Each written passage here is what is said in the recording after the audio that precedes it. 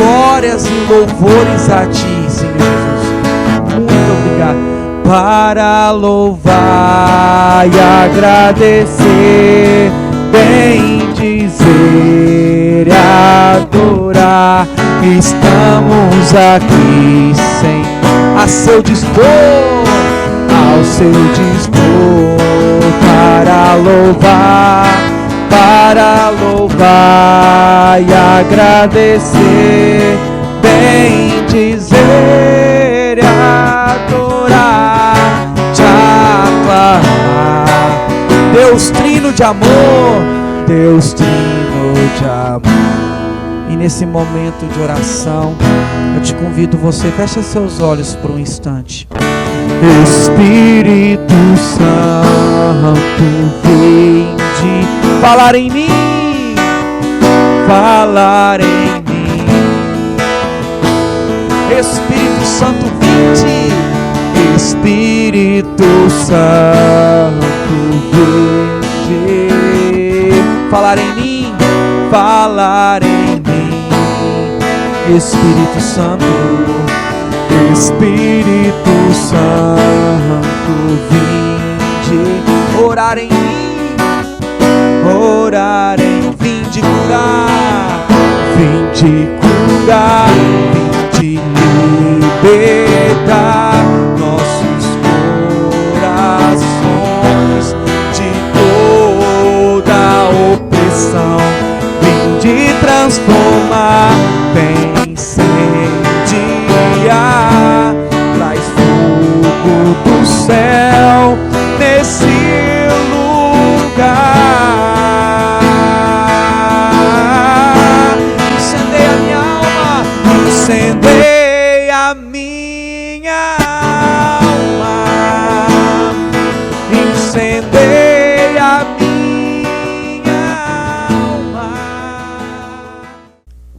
Se vivemos pelo Espírito, andemos também de acordo com o Espírito. E é isso que nós te clamamos nesse momento, Senhor, que venha com o poder do Teu Espírito para aquietar o nosso coração, falar ao nosso coração, formar o nosso coração e fazer de cada um de nós instrumentos da Tua palavra. Não olhe, Senhor, o meu pecado, mas o desejo do meu coração de fazer a sua vontade. Amém. Boa noite, uma alegria muito, muito, muito grande para mim poder estar aqui, servindo a Deus naquilo que eu gosto de fazer, né? Falar dele. E nós vamos ver muitas coisas aqui nessa noite. Vou me apresentar em primeiro lugar. Eu me chamo Luiz Fernando, eu participo do grupo de oração Javé Nessi, aqui onde nós estamos fazendo essa reunião na paróquia Santa Luzia, em Franca. E eu sou casado, tenho 4 filhos, 6 netos, e é uma bênção, uma graça de Deus a gente poder estar servindo, né, o Senhor. Nós estamos na terceira reunião de formação. O intuito desse trabalho é um aprofundamento, é dar dicas sobre didática de pregação, levando em consideração que a verdadeira didática para alcançar o coração dos nossos irmãos é a nossa abertura ao Espírito Santo. Isso aí é indiscutível, né? Nós sabemos que à medida em que a gente se abre, na medida em que nós somos batizados no Espírito Santo, a nossa palavra, a nossa pobre palavra, ela tem o poder de alcançar o coração dos nossos irmãos. Mas, o que a gente já vem falando nessas formações, o nosso preparo, ele é indispensável. Nós não podemos ser irresponsáveis e pensar que apenas podemos contar com a unção. Sempre podemos contar com a unção, mas Deus conta com a nossa parte, o nosso papel E isso é fundamental em qualquer ministério que nós estivermos trabalhando para servir a Deus. Temos que dar tudo que nós podemos. E Deus dá tudo o que Ele pode, né? Essa é a metodologia, a pedagogia de Deus. Nessa noite nós vamos conversar um pouco a respeito de algumas dicas que nós chamamos de vias de pregação, né? Ou uma palavra que está sendo muito utilizada ultimamente, não apenas no nosso meio, né? Aliás, nós estamos pegando carona nos grandes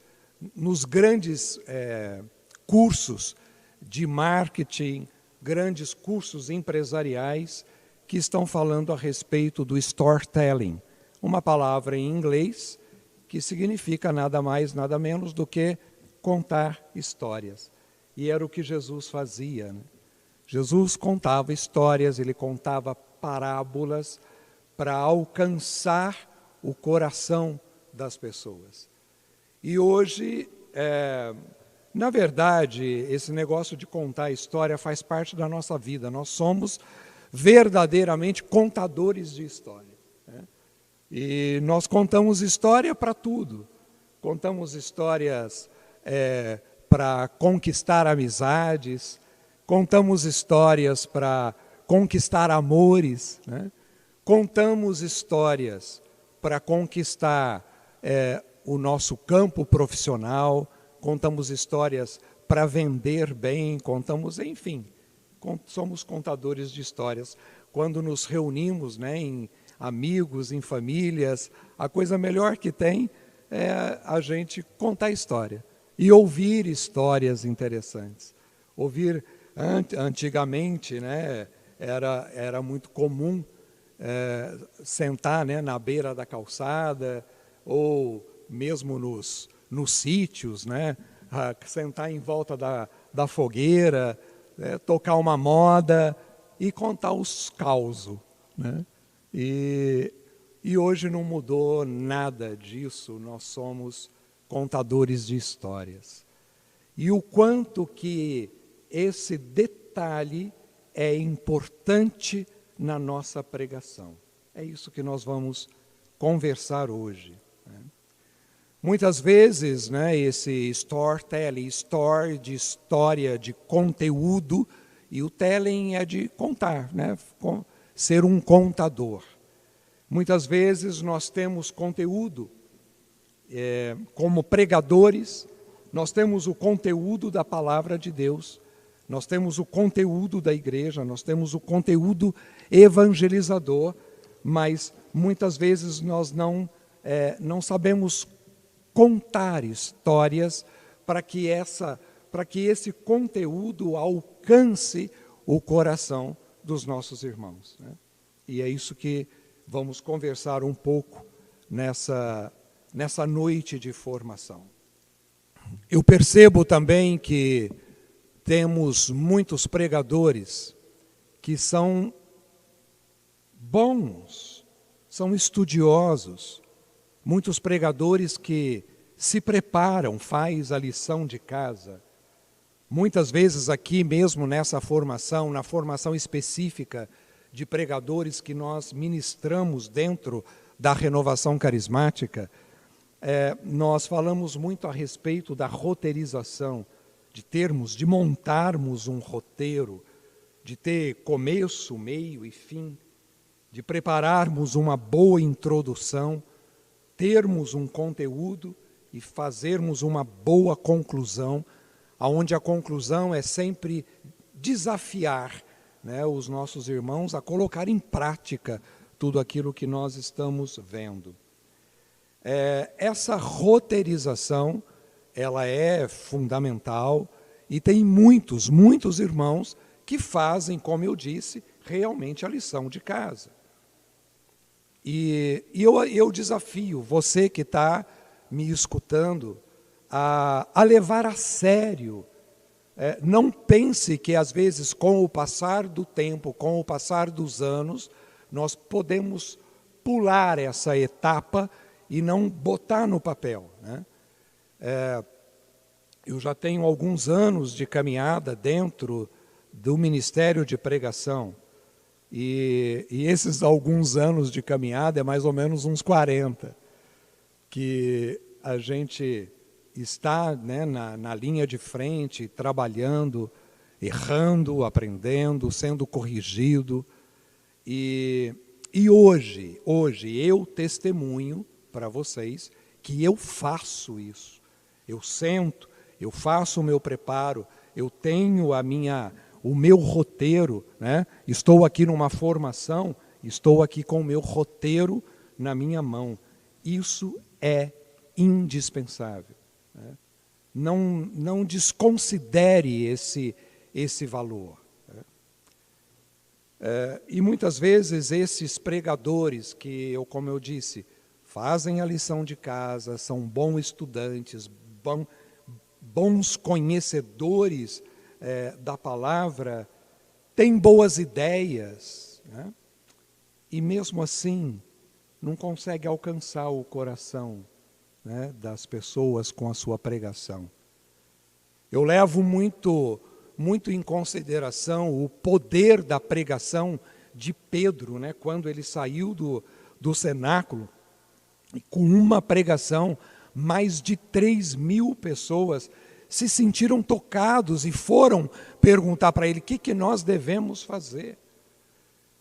E quantas vezes nós pregamos nos nossos grupos de oração, pregamos em retiro, pregamos em todas as realidades aí que se apresentam para nós, e muito poucas pessoas chegam a nós e nos perguntam o que nós devemos fazer para mudar, para fazer o que você está falando aí que dá certo.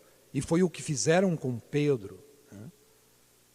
Eu clamo muito a Deus e eu peço que você também faça isso, sabe? Clame a Deus para que a sua pregação tenha esse caráter de ir na essência, na alma da pessoa e fazer ele cair em si, né? Como o filho pródigo, né? Que naquele momento de crise ele caiu, ele entrou em si mesmo, né? Para poder reconhecer aquilo que o esperava, que ele pudesse reconhecer o abraço do Pai que o esperava, né? Santa Teresa d'Ávila, ela tem uma frase no livro da vida dela que me chama muita atenção, que ela dizia, né, para as irmãs, que é loucura, é desatino pensar que nós vamos entrar no céu sem antes entrarmos em nós mesmos. E esse mergulhar em si mesmo, esse autoconhecimento, ele é fundamental. E a minha e a sua pregação, ela precisa provocar no coração do nosso irmão esse mergulho dentro de si. E para isso acontecer, nós temos que ser bons contadores de histórias. Porque normalmente a história bem contada, ela mexe com a emoção. Nós não temos que usar esse atributo, esse recurso de sermos provocadores de emoção. Não é isso que eu estou me falando. Nós não temos com as nossas palavras, por mais argumentadores, por mais eloquentes que a gente seja no uso das nossas palavras, não é próprio do pregador provocar emoção, provocar dentro apenas de como se fosse uma palestra motivacional, onde a gente faz esse tipo de provocação. Não é isso que eu estou me referindo. Eu estou me referindo a que, diante da verdade que eu estou anunciando, eu provoque no coração de quem me escuta uma abertura, uma emoção, uma sensibilidade. Isso vem de um preparo, lógico, que eu venho a fazer em oração, rezando, pedindo para o Espírito Santo iluminar as minhas palavras, as minhas colocações, vem do momento onde nós estamos fazendo a pregação, aonde o Espírito Santo vem em socorro à nossa palavra e toca o coração dos nossos irmãos. E vem da mesma maneira, através desse estudo de técnicas mesmo, para que Deus possa se servir das nossas técnicas, que Ele possa se servir do nosso empenho. Jesus não precisava contar com 5 pães e 2 peixes para dar alimento para aquele povo. Quantas vezes nós já escutamos isso? Ele não precisava contar com aquelas talhas cheias de água para poder transformar em vinho, mas Ele quis contar. Ele quer contar com o meu empenho e com o meu apoio, né, para usarmos das palavras, para usarmos da pregação como convém. Né. Eu gosto muito de utilizar o magistério da igreja.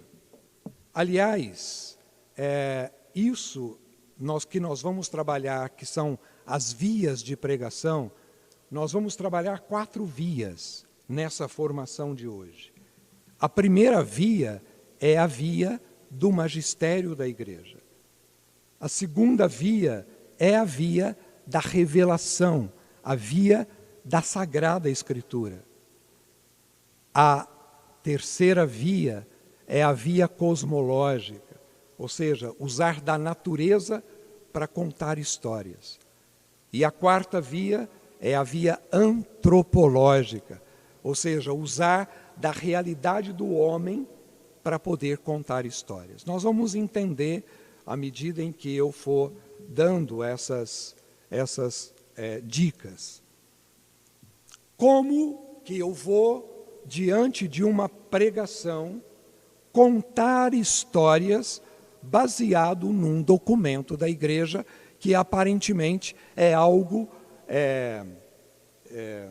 frio, aparentemente, porque as pessoas, elas escutam, nossa, vai falar de documento. Quando a gente escuta que vai falar de documento, já existe já tem uns que já se indispõem, essa é a verdade, para escutar. E se tem aqueles que se indispõem para escutar, muitas vezes nós, como pregadores, às vezes nos indispomos para estudar, para conhecer os documentos. E os documentos são riquíssimos. Nós podemos contar histórias maravilhosas com todos os documentos que nós temos em mãos. E contar histórias, ou seja, o storytelling dentro de um documento é você fazer com que essa letra fria aqueça o coração de quem te escuta. Esse é o meu propósito, né, de, numa pregação, transformar algo que é, muitas vezes, teórico, em vida, em prática. Então, vamos lá. A palavra diante daquilo que eu estou falando hoje. Esse é o tema da nossa formação. O storytelling, contar histórias, usar de palavras. E o Senhor me levou a achar um documento que fala exatamente sobre isso e nos dá respostas.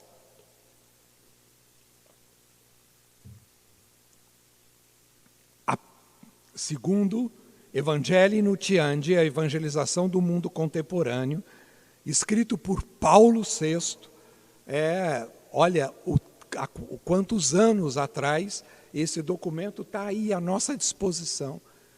Aliás, todo pregador, ele deveria conhecer esse documento de cor.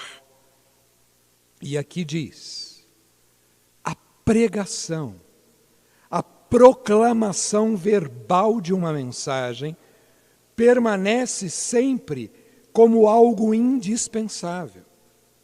Nós sabemos bem que o homem moderno, saturado de discursos, se demonstra muitas vezes cansado de ouvir e, pior ainda, como que imunizado contra a palavra. E isso é uma realidade que a gente vê em tudo quanto é lugar, né?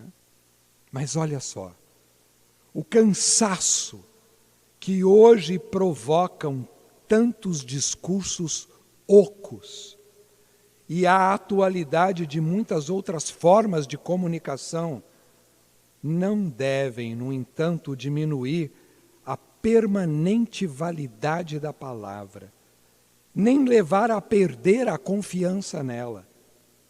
A palavra continua a ser sempre atual, sobretudo quando ela for portadora da força divina. Palavras de Paulo VI no Evangelii Nuntiandi. Veja que o documento, ele expressa exatamente o que eu acabei de falar. E através dessa palavra, desses dois pequenos textos que eu li, nós podemos desenvolver uma pregação inteira, falando a respeito da palavra de Deus, falando a respeito, por exemplo, do mundo atual, da quantidade de informações que acabou de falar aqui, né? O cansaço que hoje provocam tantos discursos ocos, diante de uma atualidade de formas de comunicação tão diversas, que nós temos aí a respeito da quantidade de informações que nós temos no nosso celular, na internet, no WhatsApp, nos TikTok. Vocês podem ver, hoje as pessoas transmitem mensagens em 3 minutos no TikTok. E fazem sucesso e ganham dinheiro, né? E contam piada e fazem de tudo para poder fazer com que essa palavra seja alcançada pelos seguidores, né? Cadê os teus seguidores? Aonde estão e qual é o número dos teus seguidores como porta-voz da palavra de Deus, como profeta nesse mundo, né? Hoje nós somos chamados a sermos profetas, e aonde estão os seus seguidores? Diante dessa via que é o documento da igreja, eu desafio você a buscar, a conhecer, a mergulhar nesse oceano de bênçãos que nós temos à nossa disposição. Por favor, eu te peço, leva isso a sério. Nós temos uma outra via, que é a via da revelação, a via da palavra de Deus. O quanto nós podemos mergulhar na palavra de Deus e trazer coisas novas. Aliás, eu já vou dar o meu spoiler aí para a próxima formação, né? Nós vamos, na próxima reunião, dia 11 de novembro, falar a respeito de como mergulhar na palavra de Deus e aprofundar a mensagem. Como que eu vou fazer com que aquilo que eu estou lendo, eu possa conseguir mergulhar nos mínimos detalhes, nas entrelinhas da palavra de Deus, né? Isso vai ser o assunto para a próxima reunião. Mas vamos conversar hoje dessa via da revelação. Pega comigo Evangelho de São João, capítulo 11. Evangelho de São João, capítulo 11.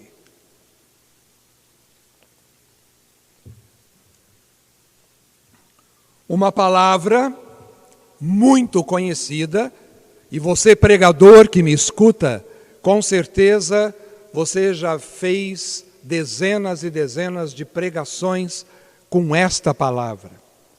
E a via da revelação, aquilo que é palavra de Deus para mim, eu posso conseguir alcançar uma boa nova em todas as palavras, em todas as pregações, e alcançar o coração daqueles que nos escutam nos nossos grupos de oração. Falamos aqui, nessa passagem, a respeito da ressurreição de Lázaro. Nós conhecemos a palavra, sabemos que Lázaro era amigo de Jesus, e irmão de Marta, de Maria. O que eu estou fazendo aqui agora? Eu estou fazendo uma contextualização, eu estou situando aonde nós estamos dentro da palavra, para eu poder chegar aonde eu preparei hoje, no meu roteiro, a partir do versículo 38 de João, capítulo 11. Mas essa contextualização, Jesus não estava presente quando Lázaro adoeceu e veio a falecer. Ele morreu e Marta e Maria, elas ficaram tristes, porque Jesus era muito amigo delas. E elas estavam indignadas, e quando Jesus chegou, tanto Marta quanto Maria chegou e falou: Senhor, se o Senhor tivesse estado aqui, o meu irmão não teria morrido. E Jesus, ele dá aquela resposta extraordinária, né? Se creres, verás a glória de Deus. Eu sou a ressurreição e a vida.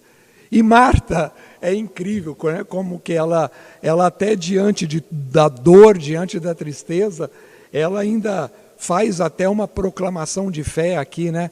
Senhor, eu sei que nós vamos ressuscitar no último dia, né? Ela tinha o conhecimento ali daquilo que Jesus tinha ensinado na ponta da língua, mas ela assim continuava indignada. E Jesus, ele se comoveu, né? Ele chorou diante da morte de Lázaro. E tomado de profunda emoção, versículo 38, Jesus foi ao sepulcro. Era uma gruta coberta de uma pedra. Jesus ordenou: tirai a pedra. Disse-lhe Marta, irmã do morto: Senhor, já cheira mal, pois há 4 dias que ele está aí. Respondeu-lhe Jesus: não te disse eu, se creres, verás a glória de Deus? Tiraram, pois, a pedra. Levantando Jesus os olhos ao alto, disse: Pai, rendo-te graças porque me ouvistes. Eu bem sei que sempre me ouves, mas falo assim por causa do povo que está em roda, para que creiam que tu me enviaste.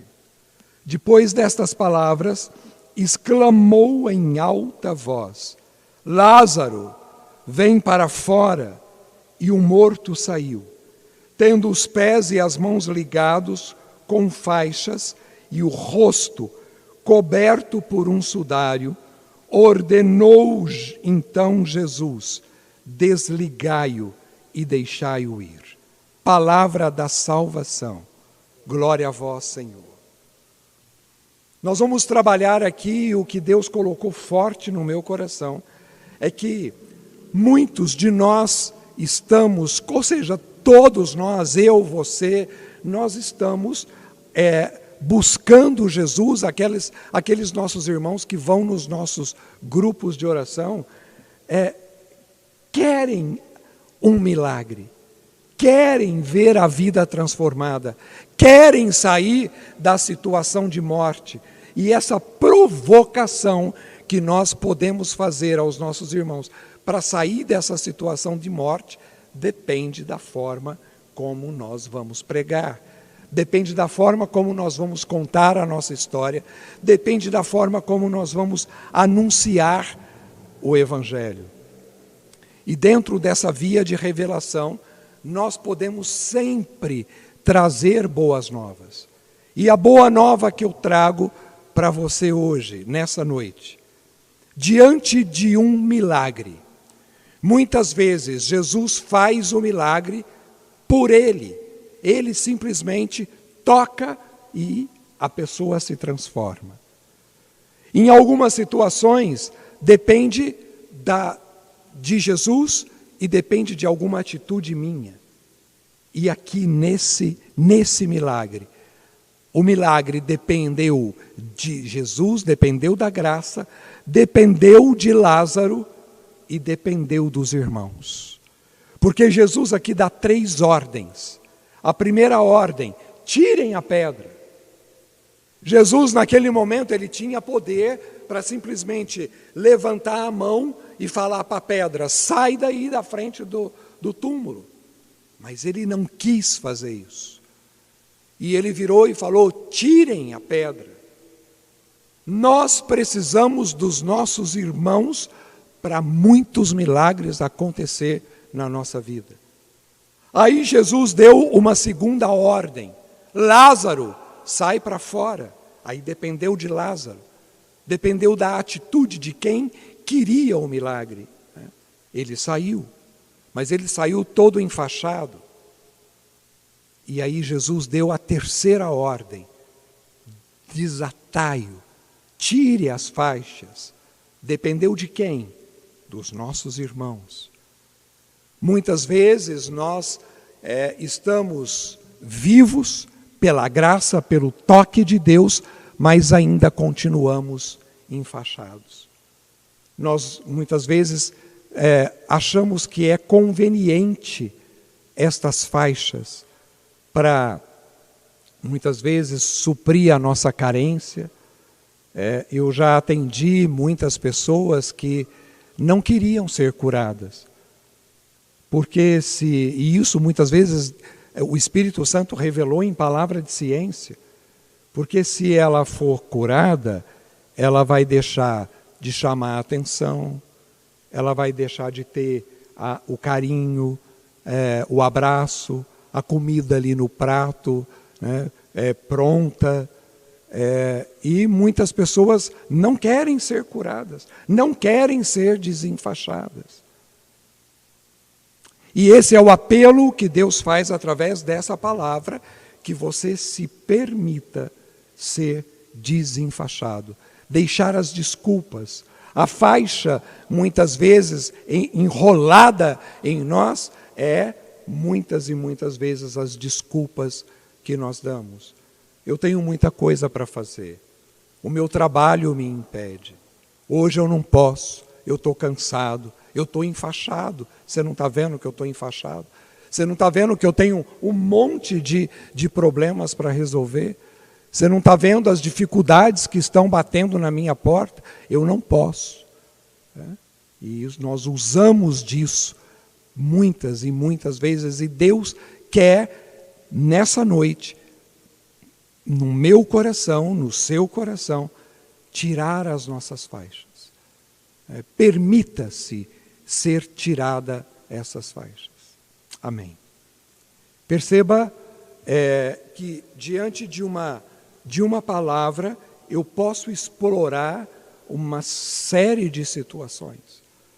E é isso que nós vamos também trabalhar na próxima formação nossa. E vamos passar agora para aquilo que nós chamamos de via cosmológica, que é tudo aquilo todas as histórias que nós podemos recorrer a partir da natureza, né? Se nós formos fazer uma avaliação de todas as histórias, de todas as parábolas que Jesus contou na Sagrada Escritura, ele citou mais de 20 animais nas parábolas, nos textos. Quantas e quantas vezes ele falou de agricultura, de semente, de fruto, né, da figueira e da semente caída no chão. Tudo isso daí são elementos que foram usados para quê? Para Jesus contar a história no meio da pregação dele. E eu percebo em muitos pregadores, a não ser alguns pregadores que se destacam no contar histórias, né? Nós lembramos muito bem do nosso saudoso Padre Léo. Quantas histórias, quantas histórias. E ele usava isso e ele prendia a atenção. E vocês já perceberam que muitas vezes as pessoas prestam mais atenção na história, que é a história corriqueira, que nos humaniza diante de talvez um texto difícil, né? A história serve para isso, serve para trazer, para termos uma linguagem daquilo que aparentemente parece incompreensível. E é exatamente esse o recurso que nós temos em mãos. Em qualquer passagem bíblica, em qualquer pregação que nós formos fazer no nosso grupo de oração, nós podemos, de repente, usar alguma história e utilizar desse recurso. Vamos dar alguns exemplos. Dentro da via cosmológica, o ideal seria nós estarmos fazendo, né, tipo um laboratório, você aí na sua casa, o pessoal que está aqui presente, pegar agora a Sagrada Escritura e fazer uma pesquisa de toda a via cosmológica que Jesus utilizou. Está aí uma dica para, de repente, você estar fazendo no seu grupo de estudo, ou fazendo sozinho em casa, ou mesmo utilizar os recursos naturais que nós temos para conhecer, de repente, a vida dos animais, né? Por que Jesus, ele foi comparado com o Cordeiro Imaculado? Por que essa figura de linguagem? Por que Jesus foi chamado de Cordeiro?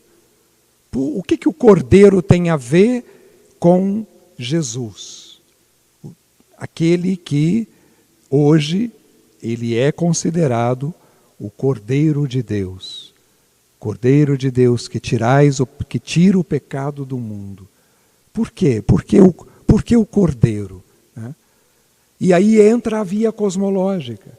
A gente conhecer sobre o Cordeiro, sobre o que tem de tanta particularidade que foi utilizado isso como uma comparação para comparar a entrega de Jesus na cruz como um cordeiro. É muito próprio, né, do animal, no momento em que ele vai ser abatido, ele se rende. Ele não grita, ele não se debate. O cordeiro, no momento em que ele vai ser abatido, que ele vai ser entregue, ele se rende, ele fica submisso. Tanto é que é uma das carnes, né, mais nobres aí, porque não tem descarga de hormônio, não tem adrenalina, por causa dessa condição, né? E por isso Jesus foi comparado com o cordeiro que se entrega sem colocar nenhum tipo de obstáculo. Percebe? Quando a gente utiliza de uma história natural, e às vezes você está fazendo uma pregação dentro do querigma de Jesus Senhor, Salvador, e você quer utilizar alguma coisa, algum recurso, alguma história, e você conta uma história como essa. Uma outra coisa, no Cântico dos Cânticos, a gente vê todos os elogios que o esposo faz à esposa. E nós vemos que mais de uma vez ele elogia a esposa, dizendo que ela tem olhos de pomba. Por que esse elogio? O que tem a pomba a ver com esse elogio? A pomba, ela tem uma particularidade. Ela, quando olha para algum lugar, ela tem um olhar unifocal. Ela só enxerga aquilo, não enxerga mais nada em volta.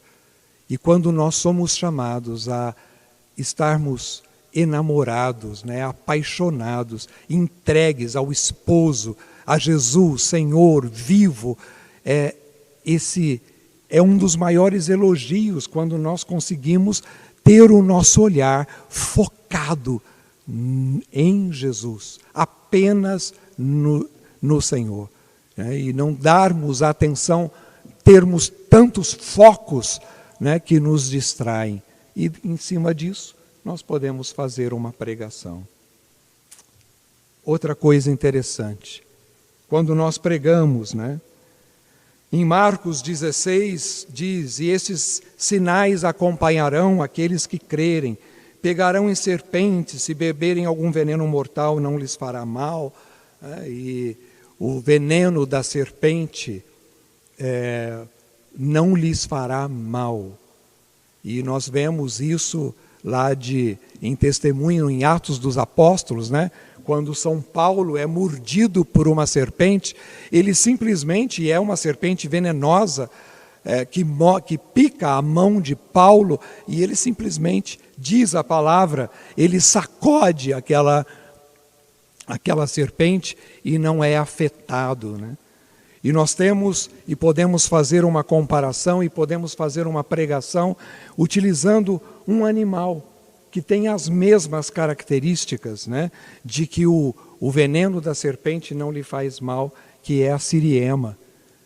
A siriema, o alimento, né, a grade alimentar dela é muitas vezes as cobras, as serpentes, e se a serpente picar ela, o veneno não lhe faz mal. E quem dera nós pudéssemos ser iguais, né, ter essa fé como a siriema, e daí nós podemos utilizar esse recurso como uma história a ser contada, né, sobre a vida da siriema e tal, e utilizar isso no nosso recurso de pregação. Se nós formos fazer uma pregação sobre a fidelidade, né, sobre a castidade, sobre a entrega, podemos utilizar a vida dos pinguins. Vocês conhecem a vida dos pinguins? É interessante porque a pinguim fêmea, ela encanta o macho dançando, né, com a beleza dela, e através daquela dança, o que o macho faz? Ele vai e constrói o ninho para a fêmea. Aí a fêmea vai lá ver o ninho que o macho construiu. Se ela gostar do ninho, se ela gostar da casa que ele preparou, ela acasala com ele. Se ela achar que ele fez a casa lá de qualquer jeito, ela não se acasala com ele, vai procurar outro.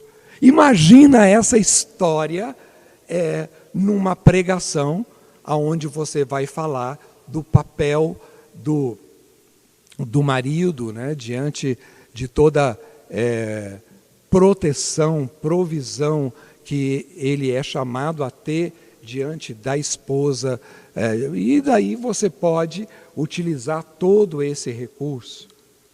Percebam que são histórias ligadas à natureza.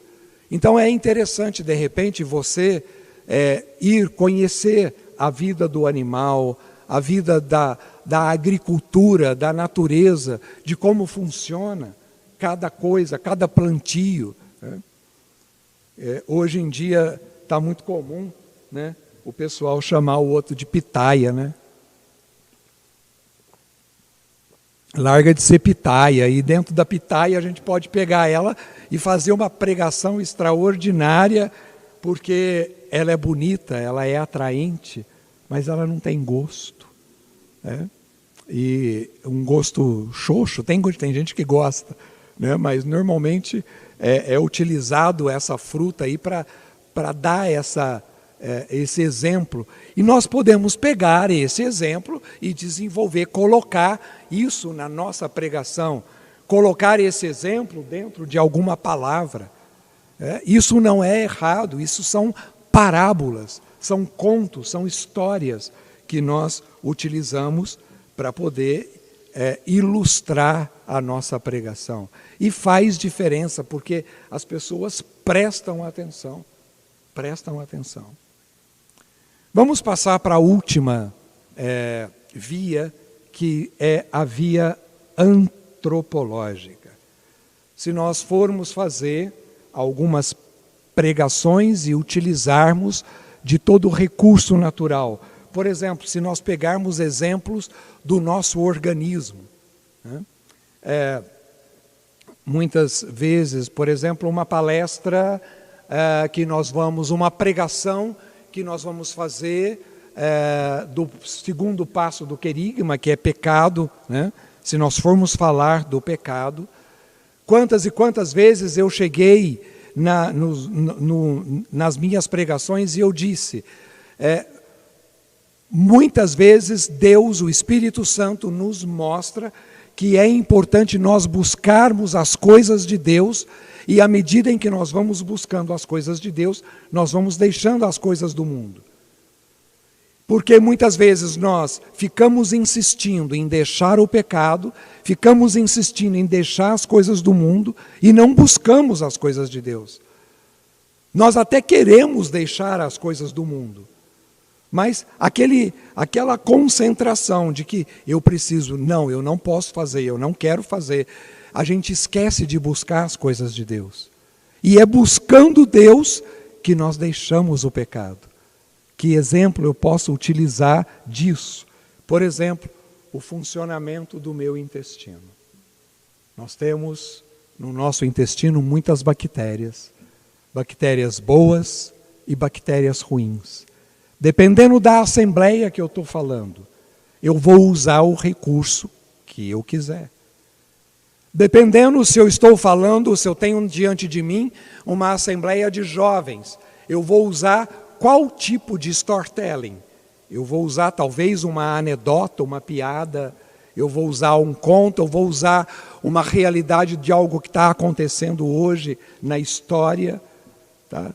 Se eu vou falar, fazer uma pregação, e na minha pregação, na assembleia, tem ali profissionais da área de saúde que conhecem a respeito desse exemplo que eu estou dando do funcionamento intestinal. Que no nosso intestino nós temos as bactérias boas, as bactérias ruins, né? E existe todo um trabalho em cima dessa flora intestinal, e sabemos que à medida em que nós aumentamos a quantidade de bactérias boas através dos probióticos, nós destruímos as bactérias ruins. É isso que eu queria dizer quando, se nós buscarmos as coisas de Deus, o mal ele vai sendo vencido dentro de nós. A carne, ela vai sendo vencida à medida em que nós aumentamos as coisas boas, as bactérias boas. Percebe? É um exemplo, uma história que eu posso contar do nosso organismo, e assim nós podemos utilizar tudo quanto é coisa. Se de repente nós estamos diante de uma assembleia jovem, de jovens aí que buscam qualidade de vida, eu posso falar a respeito, por exemplo, da hipertrofia, da quantidade de vezes que a gente vai na academia. Se você faz uma atividade qualquer sem estar dentro de uma academia, você pode até conseguir ter um bom movimento, né? Mas se você quer que haja um aumento da sua massa magra, um aumento da tua musculatura, você não pode fazer a coisa igual qualquer um outro faz.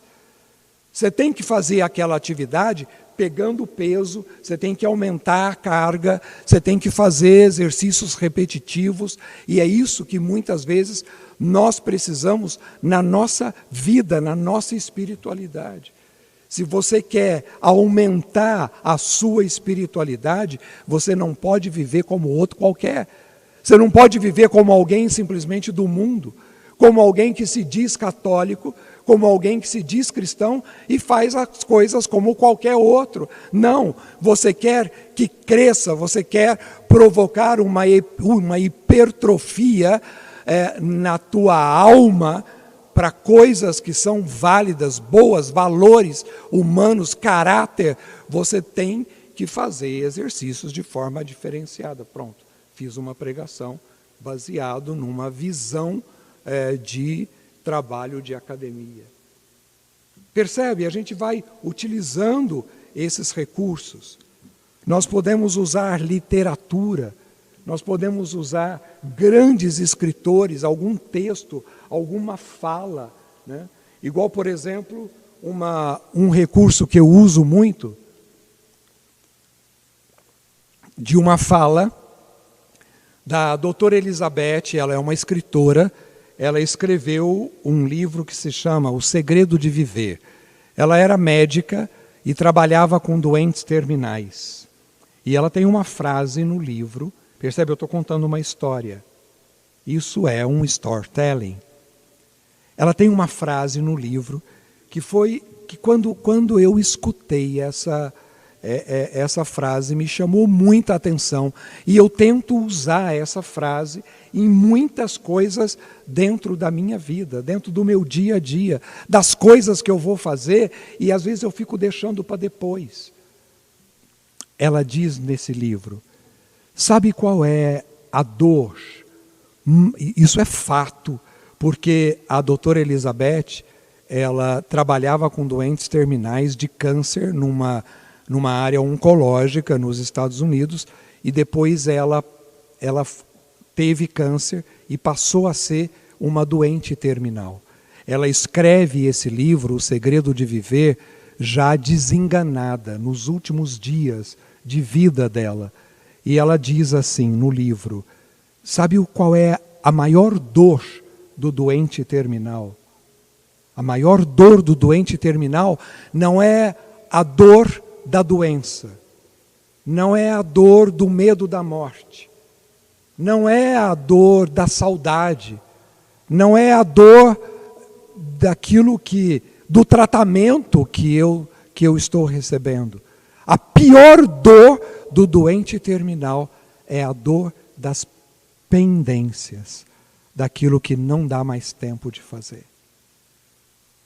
E quantas vezes nós ficamos deixando para depois, coisas que nós sabemos que precisa ser feito e deixamos para depois. Essa procrastinação, ela mata, ela dói. E não vamos esperar a gente estar lá, né, na hora que nós não podemos mais fazer mais nada, querer fazer aquilo que é essencial. Faz hoje. Pronto. Diante de uma história que eu vi num livro, eu posso desenvolver uma pregação.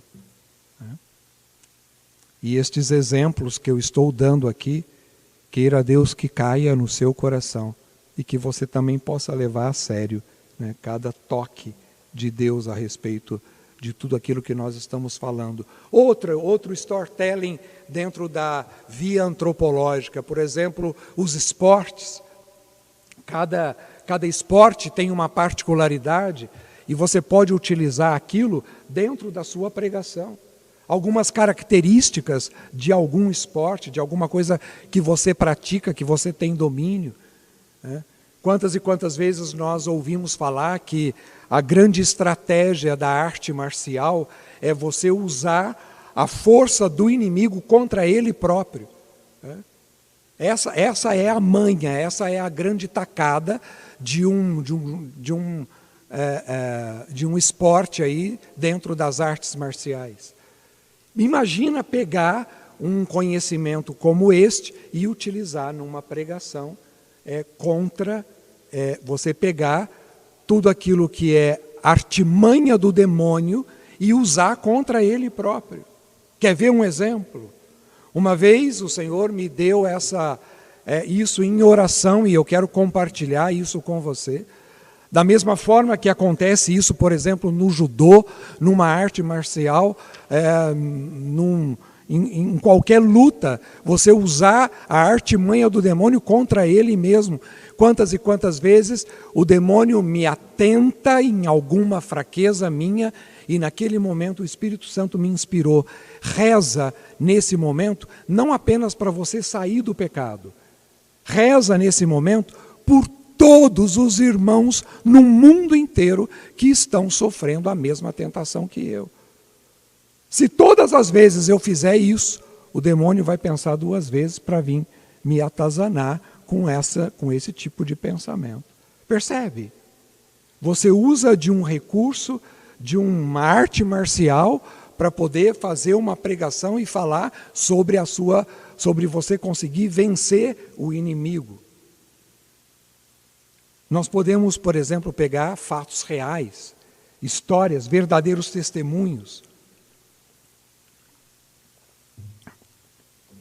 Um exemplo que eu gostaria de dar, de muitas e muitas vezes eu usei esse exemplo de fato real que aconteceu na minha vida para ilustrar aquela pregação que eu fiz no começo sobre Lázaro, que estava todo enfaixado. Eu sempre fui uma criança muito, muito, muito tímida. Eu jamais imaginei na minha vida que Deus pudesse colocar na minha vida um ministério de pregação. Porque eu era tímido, eu era bobo, eu não me relacionava, eu não tinha amigos. Na escola, eu nunca soube me relacionar.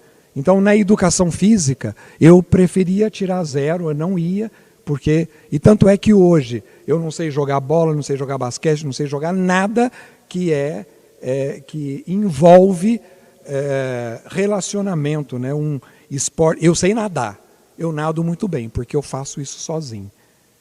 Todos os esportes coletivos eu não aprendi, porque na época eu não fazia. E eu sempre estava sozinho. Às vezes, quando os meus colegas, eles tentavam se aproximar de mim, às vezes me zoavam por causa da minha timidez, eu falavam, vou te pegar na rua, vou te bater. Né? E era interessante, porque ninguém conseguia me pegar. Eu corria muito bem. Então, todos os colegas meus que queriam me pegar na saída da escola não conseguiam me pegar, porque eu era um bom corredor. Porque enquanto eu corria sozinho, então eu sempre corria, sempre nadava. Né? E teve um dia que teve uma gincana de escola, né? Uma competição que era escola contra escola e tinha que ter as corridas. Né? Foi lá no campo do Palmeirinhas essa gincana. E o rapaz que ia correr, ele ficou doente e não pôde correr. Aí, uns 2 dias antes, todo mundo, né, principalmente o professor de educação física, falou assim, e agora? Quem que vai correr no lugar do rapaz lá, né? E todo mundo da escola chama o Luiz Fernando, porque ninguém pega ele vai correr bem, né, lá no campo, né? E pela primeira vez primeira vez na minha vida eu aceitei fazer uma competição. Chamei meu pai, minha mãe para ir lá assistir. Né? Eles acharam até coisa muito fora do propósito, porque nunca, né, eu tinha participado de nada na escola. E eles foram. Lá no campo, o treinador lá, o professor, chegou para mim e falou assim, Luiz Fernando, olha, o Alexandre vai correr. Era o rapaz que estava inscrito, né, na corrida. E você pode até correr, mas mesmo que você ganhar, não vai ser considerado, porque quem está inscrito é o Alexandre. E como ele está aqui, ele vai correr. Então você vai ser só um figurante.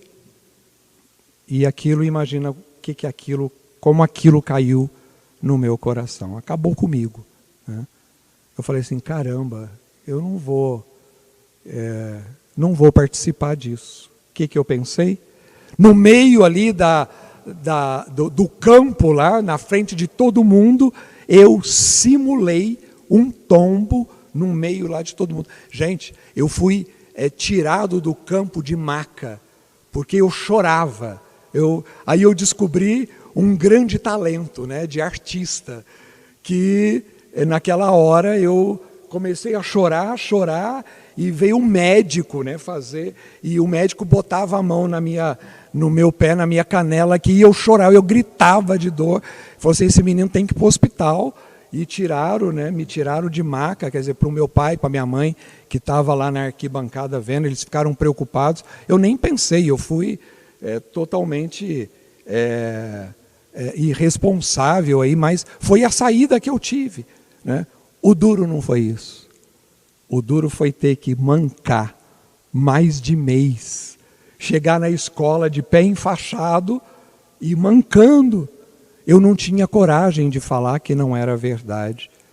E quantas vezes eu acordava de manhã e eu tinha que enfaixar meu pé para fazer de conta que eu estava machucado. E quantas vezes na minha vida eu tive que fazer a mesma coisa.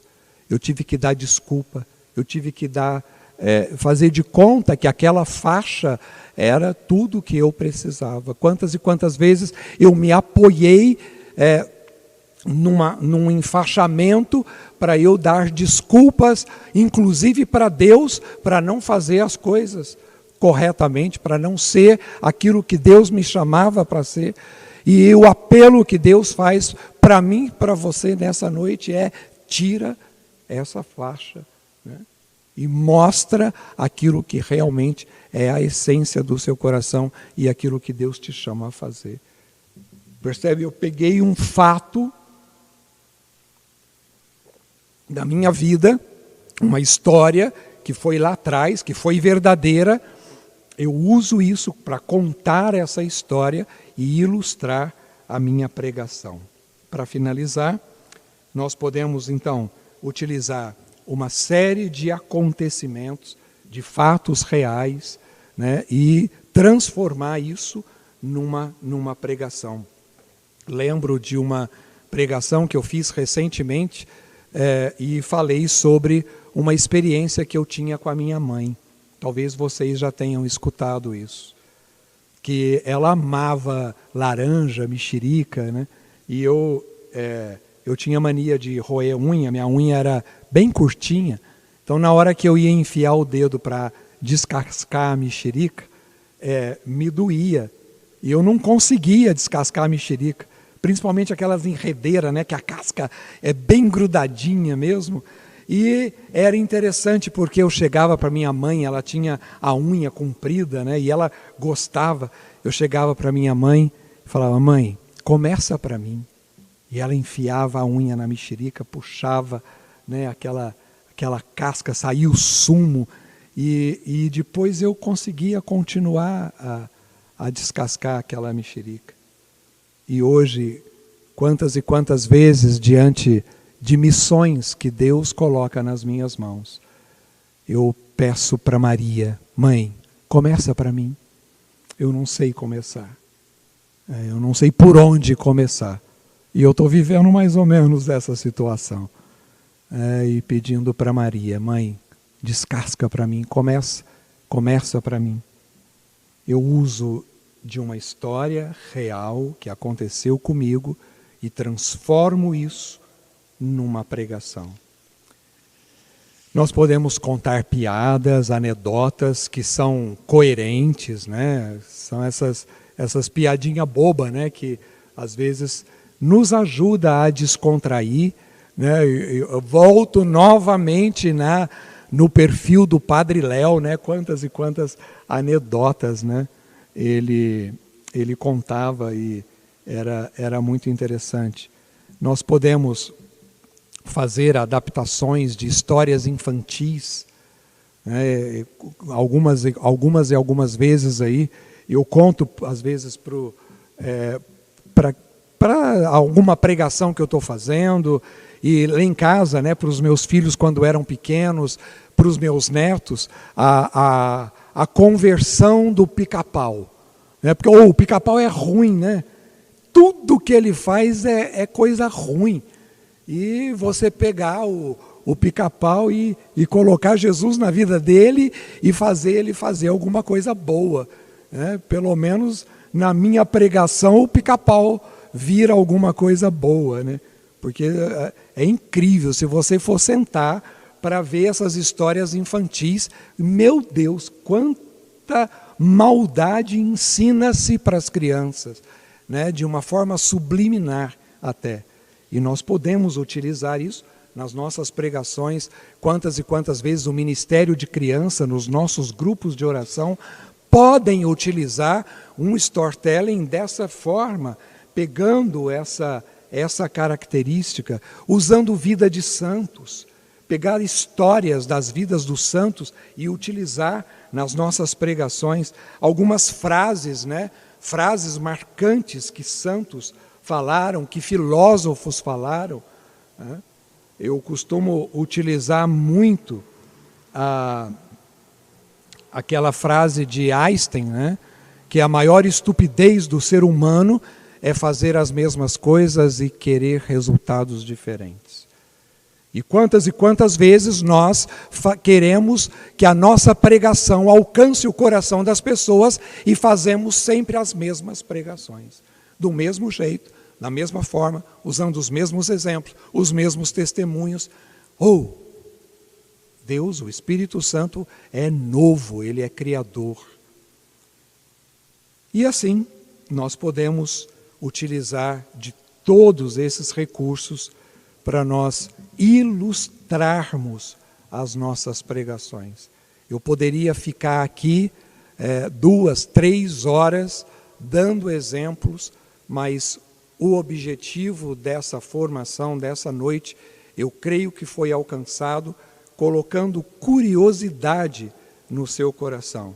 Eu tenho uma lista enorme de pequenas histórias, de pequenos contos, para poder ilustrar.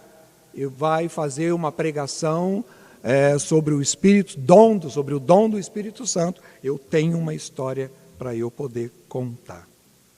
E eu acredito que isso é o que precisa ser despertado no nosso coração. É irmos até a realidade, mas lembrem-se, eu fecho essa formação com esse detalhe importantíssimo. Esteja muito atento para quem você está pregando. Qual é o tema da sua pregação? Mediante isso, você pode ir lá e buscar a sua história e ilustrar essa história na sua pregação. Seja curioso. E acredite que a competição, quer dizer, não é simplesmente uma competição, mas a guerra, o desafio que nós temos, segundo aquilo que o próprio documento nos disse, a nossa guerra, a nossa luta é para que os nossos discursos, a nossa pregação pare de ser uma pregação oca, que não leva vida, para que a gente possa conseguir alcançar o coração dos nossos irmãos. Que de verdade o Espírito Santo venha em nosso auxílio. E é esse o pedido que nós te fazemos, Espírito Santo de Deus. Vem sobre a nossa vida, vem sobre o nosso consciente, o nosso inconsciente, sobre a nossa história. Vem Espírito Santo na nossa memória, vem Espírito Santo e venha recordar toda a nossa vida, para que diante dos nossos testemunhos nós possamos usar isso para alcançar o coração dos nossos irmãos. Vem Espírito Santo de Deus, nós te clamamos nesse momento. Nós pedimos a sua luz, nós pedimos a sua força, pedimos a sua presença. Maria, nossa mãe, nós te clamamos nessa noite, nesse momento, vem em nosso socorro. Reze por nós, interceda por nós. Mãe, eu te clamo. Diante desse pedido que agora cada um traz para a Senhora, diante do ministério que o Senhor coloca nas tuas mãos para servir a Deus, pede para Maria, Mãe, começa para mim. E me ajude a usar tudo aquilo que eu posso fazer. Tira o meu cansaço. Tira, Senhora, pela sua intercessão, me ajude a enxergar aquilo que é próprio meu e que eu preciso acabar de descascar a minha mexerica. Mas, mãe, começa para mim. Ave Maria, cheia de graça, o Senhor é convosco. Bendita sois vós entre as mulheres, e bendito é o fruto do vosso ventre, Jesus. Santa Maria, Mãe de Deus, rogai por nós, pecadores, agora e na hora de nossa morte. Amém. Nós estivemos e sempre estaremos reunidos em nome do Pai, do Filho e do Espírito Santo. Amém.